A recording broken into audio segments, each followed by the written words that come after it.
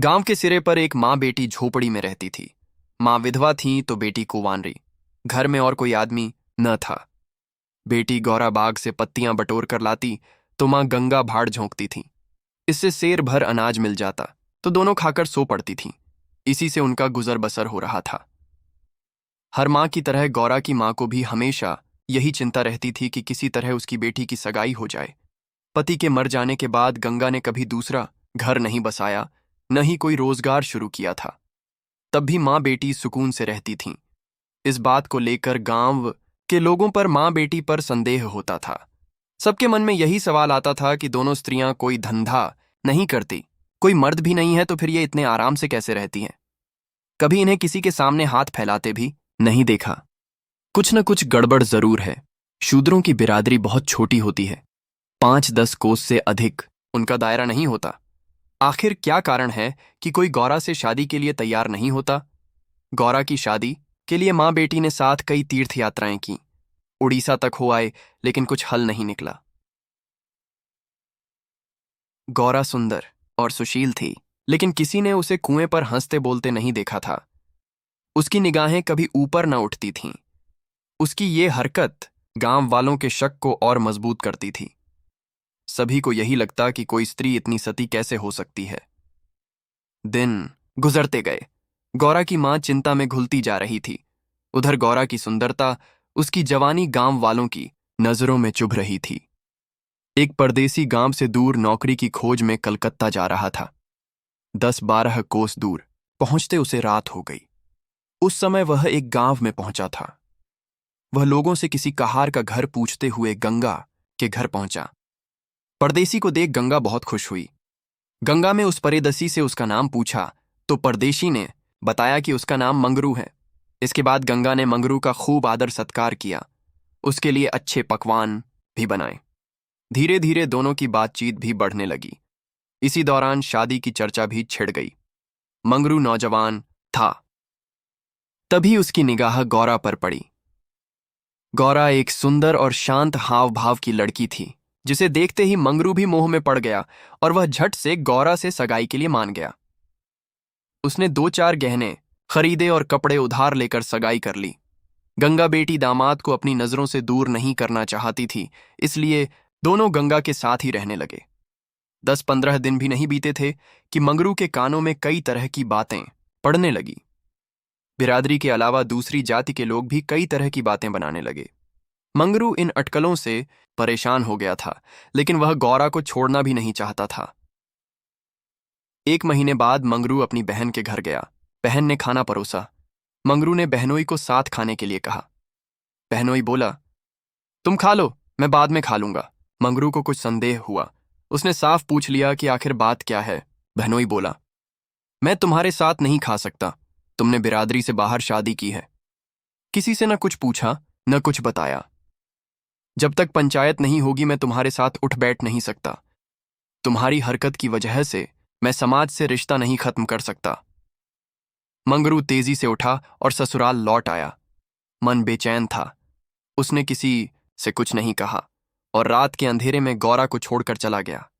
इसी तरह कई साल बीत गए, लेकिन मंगरू का कुछ पता न चला। पति के गायब होने पर भी गौरा उदास न थी। वह हंसती खेलती, मांग में सिंदूर लगाती, रंग बिरंगे कपड़े पहनकर तैयार होती थी। अपने पीछे मंगरू एक भजन की किताब छोड़ गया था। खाली समय में गौरा उस किताब से कोई भजन गाती थी। पहले गौरा गांव की औरतों से ज्यादा मिलती जुलती नहीं थी। दरअसल उसके पास उन स्त्रियों से बात करने के लिए कोई विषय ही नहीं होता था। गौरा के पास अब गृहस्थ जीवन की ढेरों बातें थीं, जिसकी चर्चा वह गली मोहल्ले की औरतें के साथ करती थीं। वह सभी को बताती कि मंदरू कितना अच्छा सहनशील है। तभी वहां मौजूद एक स्त्री ने पूछ लिया, गौरा, मंगरू तुम्हें छोड़कर क्यों चला गया? गौरा कहती, मर्द कभी ससुराल में रह सकता है भला? बाहर जाकर पैसे कमाना ही मर्द का असली काम है। वहीं जब कोई गौरा से यह सवाल करता कि मंगरू खत क्यों नहीं लिखता, इस पर गौरा मुस्कुराकर कहती, अपना ठिकाना बताने से डरते हैं। जानते हैं कि गौरा सामने आ पहुंचेगी। सच कहूं तो मैं उनके बिना एक दिन भी नहीं रह सकती। एक सहेली बोली, तेरी बात हम नहीं मानते। जरूर मंगरू, और तेरी लड़ाई हुई होगी, तभी इसी तरह बिना बताए वह तुझे छोड़कर चला गया। गौरा बोली, बहना, अपने भगवान से भी भला कोई लड़ता है क्या? जिस दिन ऐसी नौबत आई मैं कहीं जाकर डूब मरूंगी। कई दिनों बाद कलकत्ता से एक आदमी आया और गंगा के घर रुका। इत्तेफाक से वह मंगरू का पड़ोसी निकला। उसने कुछ पैसे और 2 साड़ियां गौरा के हाथ में थमाई और बोला कि मुझे मंगरू ने तुम्हें लेने भेजा है। ये सुनते ही गौरा की खुशी का ठिकाना न रहा। वह फटाफट जाने के लिए तैयार हो गई। गांव की औरतों से मिल आई और सबको अपने जाने की खबर दे आई। बेटी के जाने से गंगा मायूस थी, लेकिन साथ ही खुश भी थी। रास्ते भर गौरा के मन में हजारों अच्छे बुरे ख्याल आते रहे। बीच बीच में उसे अपनी माँ के अकेलेपन की भी याद आ जाती। डर सताता कि बेचारी अम्मा अकेले कैसे रहेगी, सारा काम अकेले करना पड़ेगा। बूढ़ी दिन भर रोती रहेगी। इसी उधेड़बुन में रास्ता कट गया। लगभग 3 दिनों बाद गाड़ी कलकत्ता स्टेशन पहुंची। गौरा का दिल जोर से धड़क रहा था। वह प्लेटफार्म पर उतरकर मंगरू का इंतजार करने लगी। बूढ़ा बोला, मैंने आसपास सभी जगह देख लिया, लेकिन मंगरू तो कहीं दिखाई नहीं दे रहा है। शायद अब तक आया नहीं है। गौरा घबरा गई। तभी बूढ़ा बोला, चलो हम डेरा पर चलते हैं। उसे मालूम न था कि हम कौन सी गाड़ी से आ रहे हैं। ऐसे में भला उसकी राह देखने से कोई फायदा नहीं। गौरा बात मान गई और दोनों तांगे पर सवार होकर चल दिए। ये पहली बार था जब गौरा गांव से बाहर निकली थी। उसकी आंखें इधर उधर चीजों को निहारने में लगी हुई थीं। अचानक तांगा एक सुंदर और विशाल भवन के सामने रोका। गौरा उतरी और तेजी से सीढ़ियों के सहारे ऊपर चढ़ने लगी। मंगरू से मिलने की थोड़ी भी देरी उससे बर्दाश्त नहीं हो रही थी। तभी बूढ़े ने पहली मंजिल के एक कमरे की ओर इशारा करते हुए कहा, यह मंगरू का कमरा है, जाओ, वह अंदर ही पड़ा होगा। गौरा अंदर गई, लेकिन कमरे में कोई न था। कोने में खाट और 4-5 बर्तन पड़े हुए थे। वह बाहर आई और बूढ़े को बताया। बूढ़ा बोला, मंगरू काम पर गया होगा, शाम को लौटेगा, यहां वह किराए पर रहता है। कमरे में मंगरू को न पाकर गौरा थोड़ी मायूस हो गई, लेकिन शाम को मिलने की सोचकर मुस्काई और साफ सफाई में लग गई। उसने कमरे में झाड़ू लगाया, बर्तन धोए, नहा धोकर शाम का इंतजार करने लगी। राह देखते देखते देर शाम हो गई, लेकिन मंगरू का अब तक कोई पता न था। गौरा का मन फिर घबराने लगा। घना अंधेरा छा गया था, परंतु कमरे में एक दीपक तक न था। जब भी किसी की आहट होती तो गौरा को लगता मंगरू आया होगा, लेकिन दरवाजे पर कोई दस्तक न होती थी। कुछ देर बाद दस्तक हुई। गौरा दौड़ी और दरवाजा खोला। सामने बूढ़ा खड़ा था। गौरा बोली, वो अब तक आए क्यों नहीं आया? बूढ़ा बोला, अभी मैं मंगरू के दफ्तर से ही लौटा हूं। साहब ने बताया कि मंगरू का ट्रांसफर हो गया है। मंगरू ने साहब से कई मिन्नतें की, लेकिन किसी ने उसकी एक न सुनी और दूसरी जगह भेज दिया। मैं दफ्तर से उसका नया पता ले आया हूं। कल सुबह तुम्हें जहाज पर बैठा दूंगा, फिर तुम अपने मंगरू के पास चली जाना। गौरा घबरा कर बोली, जहाज में? कितने दिन का सफर होगा? बूढ़े ने कहा, कम से कम 8 से 10 दिन तो जरूर लगेंगे, लेकिन घबराओ मत, तुम्हें कोई परेशानी नहीं होगी। तय बात के मुताबिक अगले दिन गौरा बूढ़े के साथ मंगरू के पास जाने के लिए निकली। बूढ़े ने उसे जहाज पर बैठाया और विदा किया। जहाज जैसे जैसे किनारे से अलग हो रहा था, वैसे वैसे गौरा को लग रहा था कि अब उसकी अम्मा, गांव सब पीछे छूट रहा है। चारों ओर पानी पानी देख गौरा का मन अजीब हो रहा था। अनजान जगह में मंगरू को कहां खोजेगी, यह सोच सोच कर उसका दिल बैठा जा रहा था। जहाज पर कई स्त्रियां और पुरुष सवार थे। गौरा उन्हें देख और उनकी बातें सुन रही थीं। तभी उसकी नजर एक कोने में अकेली बैठी स्त्री पर पड़ी। गौरा ने हिम्मत कर उससे पूछा, कहां जा रही हो बहन? ये सुनते ही स्त्री की आंखें डबडबा गईं। बोली, मुझे नहीं मालूम कि मैं कहां जा रही हूं, बस जहां भाग्य ले जाए वहां चली जा रही हूं। तुम कहां जा रही हो? गौरा बोली, मैं तो अपने मालिक के पास। स्त्री झट से बोली, बहन, कोई तुम्हें बहला फुसला कर लाया है। तुम किसके साथ यहां आई? गौरा ने कहा, मुझे एक बूढ़ा ब्राह्मण यहां बैठा गया। मैं तो अपने पति से मिलने कलकत्ता आई थी। स्त्री बोली, किनारे पर जो लंबा दुबला पतला सा बूढ़ा था, जिसकी एक आंख फूली हुई थी, वही। गौरा, हाँ, बहन वही। स्त्री बोली, बहन, उसी दुष्ट ने मेरा जीवन बर्बाद किया है। भगवान करे उसकी 7 पुश्तों को नरक नसीब हो। उस कपट्टी के कारण मैं किसी को मुंह दिखाने लायक नहीं रही। अब जा रही हूं मिस्र देश, वहीं मेहनत मजदूरी करके गुजर बसर करूंगी। ये सब सुनकर गौरा के मुंह से बोल न फूटे। वह सोचने लगी कि अब क्या करूंगी। उसे अपनी मां, अपने गांव, सहेलियों की याद आने लगी। कुछ क्षण बाद हिम्मत करके बोली, अब क्या करें बहन? स्त्री बोली, अब यह तो वहां पहुंचने के बाद ही मालूम चलेगा। यह कहते कहते वह जोर जोर से रोने लगी और अपना दुख बताने लगी। गौरा ने हिम्मत दी तो स्त्री ने बताया कि शादी के 3रे साल में उसके पति की मौत हो गई। पति के ख्यालों के साथ वह किसी तरह जी ही रही थी कि एक रोज पापी बूढ़ा वेश बदलकर भिक्षा मांगने आया। उसने सन्यासी का रूप धारण किया हुआ था। मैं उसके जाल में फंस गई और आज मेरी यह दुर्दशा है। इसने मुझे पति से मिलवाने का लालच दिया। मैं बेवकूफ पति से मिलने की चाह में इस बहरूपिया की बात में फंस गई और इसके साथ चल दी। आगे की कहानी मुझे नहीं मालूम। अगले दिन जब मुझे होश आया तो मैं घर भी नहीं लौट सकती थी। अब बूढ़ा मुझे यहां ले आया और जहाज पर छोड़ गया है। स्त्री की बातें सुनकर गौरा को समझ नहीं आ रहा था कि वह क्या प्रतिक्रिया दे। वह बिल्कुल मौन हो गई थी। मंगरू से मिलन का सपना एक झटके में टूट गया था। गौरा को इस हाल में देख स्त्री बोली, भगवान पर भरोसा और साहस रखो बहन। हिम्मत पाकर गौरा बोली, मुझे अब तुम्हारा ही सहारा है। मैं और तुम दोनों अब साथ ही रहेंगे।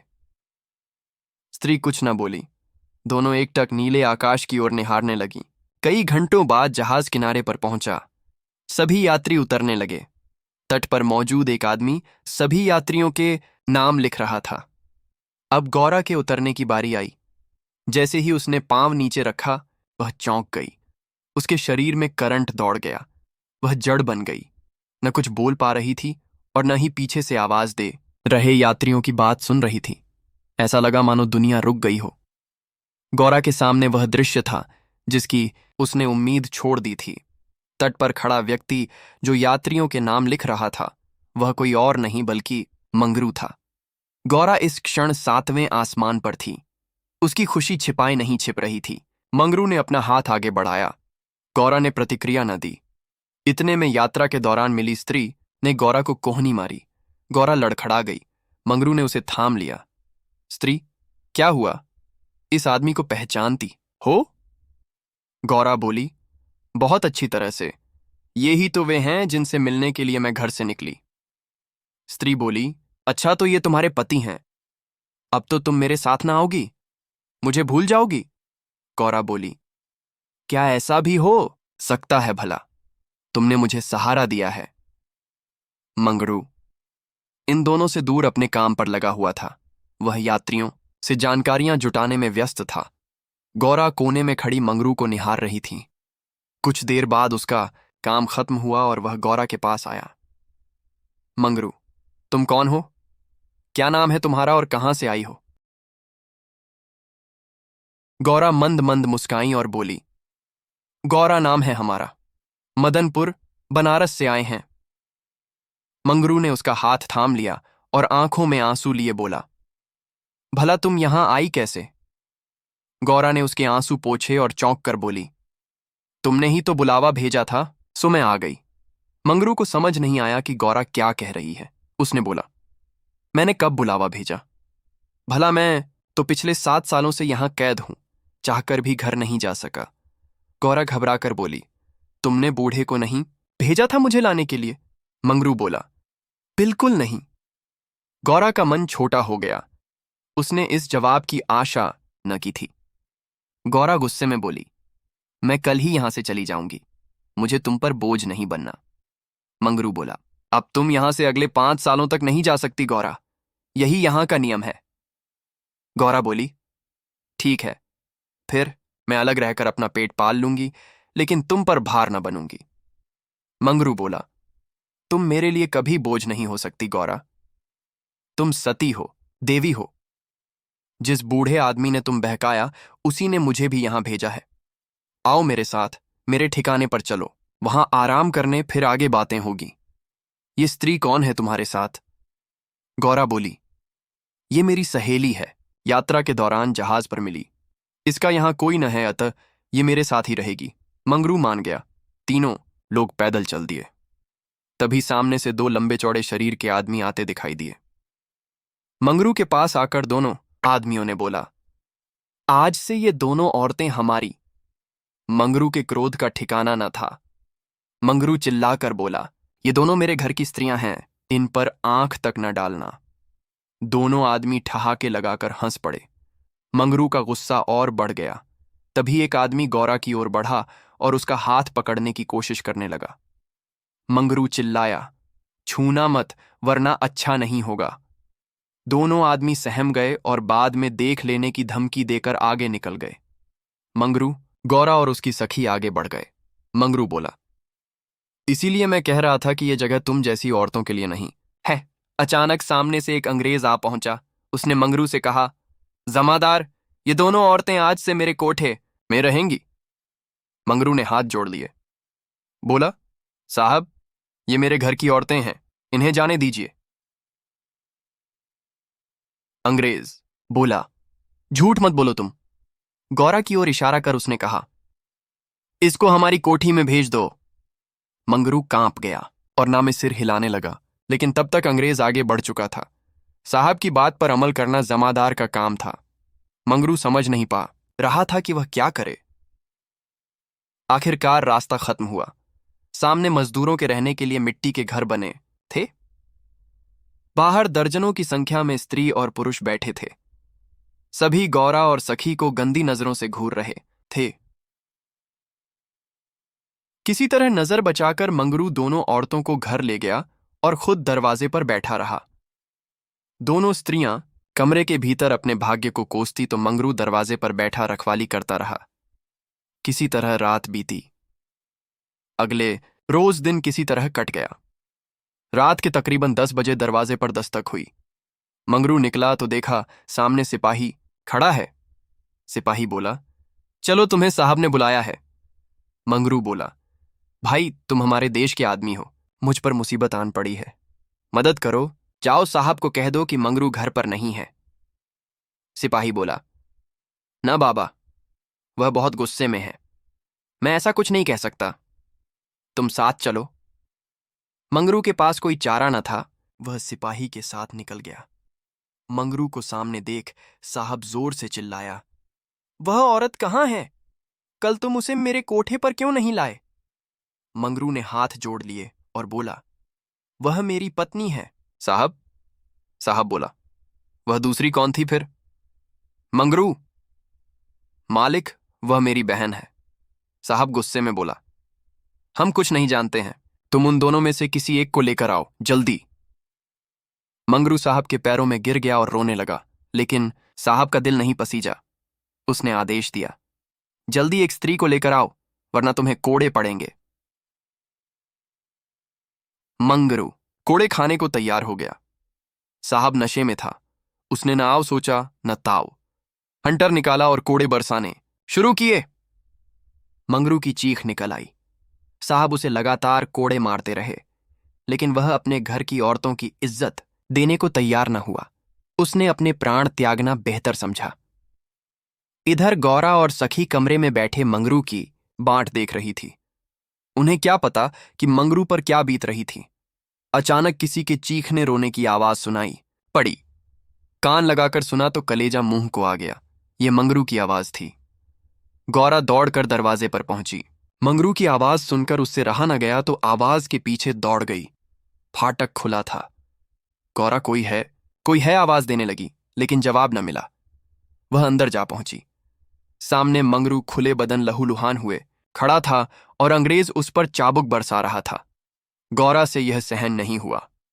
वह दौड़कर मंगरू से लिपट गई और बोली, इनके बदले जितना चाहो मुझे मार लो, लेकिन इन पर दया करो। अंग्रेज खुश होकर गौरा से बोला, तुम यहां मेरे पास रहोगी तो मैं इसे छोड़ दूंगा। गौरा बहुत असहाय महसूस कर रही थी, कुछ न बोली। वहीं मंगरू दर्द से कहरा रहा था।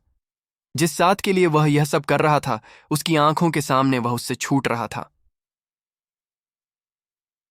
गौरा ने दिल पर पत्थर रखकर कहा, मुझे तुम्हारी शर्त मंजूर है, लेकिन अपने पति के स्वस्थ होने के बाद मैं तुम्हारे पास आऊंगी। अंग्रेज बात मान गया। उसने मंगरू पर अत्याचार बंद किया और सिपाही को उसे अस्पताल में भर्ती कराने का आदेश दिया। मंगरू को अस्पताल ले जाया गया। गौरा भी उसके साथ थी। इलाज के दौरान गौरा एक क्षण के लिए भी मंगरू के सामने से नहीं हटी। 4 दिनों के इलाज के बाद मंगरू ने आंखें खोलीं। तय शर्त के मुताबिक अब गौरा को मंगरू का साथ छोड़ अंग्रेज के पास जाना था। यह उसे मंजूर नहीं था। ऐसे में उसने मरना बेहतर समझा। अस्पताल के बाहर नदी की धार बह रही थी। गौरा जाकर उसमें कूद पड़ी।